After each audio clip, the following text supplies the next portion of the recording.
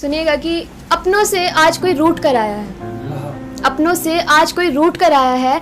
जरा देखो इस महफिल को, शायद फिर एक आशिक टूट कर आया है। शुक्रिया। तो एक ऐसी हरियाणवी टोन में लिख दिया था, तेरे साथ रह के मन बेरा लग गया तेरी सोच किसी है, तेरे साथ रह के मन बेरा लग गया तेरी सोच किसी है। और जो तू बात बात पर कह दे है ना, अब तेरे जिसी तो मैं ओढ़ लिया हूँ बेटे, तेना लानी मेरी जिसी है।